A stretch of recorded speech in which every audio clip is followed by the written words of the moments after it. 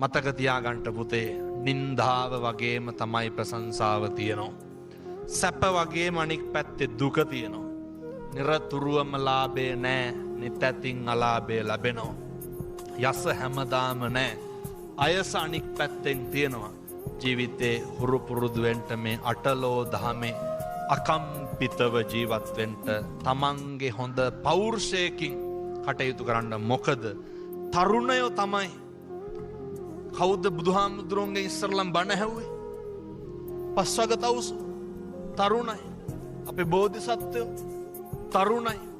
යසකුල පුත්‍රයා තරුණයි. සම්බුද්ධ ශාසනයේ පළමු රහත් 69ම කවුද? තරුණයි. තරුණයි. එහෙනම් මොකද්ද තරුණයන්ට කරන්න බැරි? හැසිරීම ප්‍රායෝගික භාවිතය තුලින් පුළුවන් අපේ ජීවිතේ ජය ගන්න. විවාහය කියලා කියන්නේ මිනිස්සු අපේ ගමේ කියන කසාද බඳිනවනේ. ඒ බන්ධනේ සරණ පාවා ගන්නවා. මේක සිද්ධ වෙන්න ඕන මරණකම් සතුටින් ඉන්නනේ. මේ ටීවී එක බලන මේ අම්මලාගෙන් තාත්තලාගෙන් ඇහුවොත් එහෙම විවාහය තෘප්තිමත්ද අතෘප්තිමත්ද? 4න් 3ක් කියයි මොකක්ද? කොරගත්ත ගොංකම කියලා. මේක තමයි මේ මුළු ලංකාවෙම මේක මේ සංස්කෘතිමය ගැටලුව.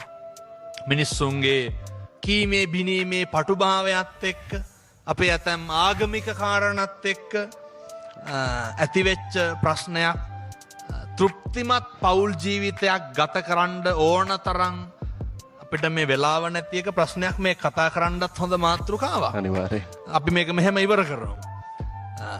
විවාහය කියන ජීවිතය දූදරුවෝ හදාගෙන බොහොම තෘප්තිමත්ම ගෙවන්න පුළුවන් රාමුවක් නැති මේකට නීතියක් නැති මේ ගෙදර ඇතුලේ තමන්ගේ ලෝකේ තමන්ට ඕන විදිහට ගොඩනගා ගන්න පුළුවන් කොට විවාහ වෙන්න ඕන කවුද? අහගන්න දැනගන්න හෙට ඉඳන් මේ විදිහට ජීවත් වෙන්න.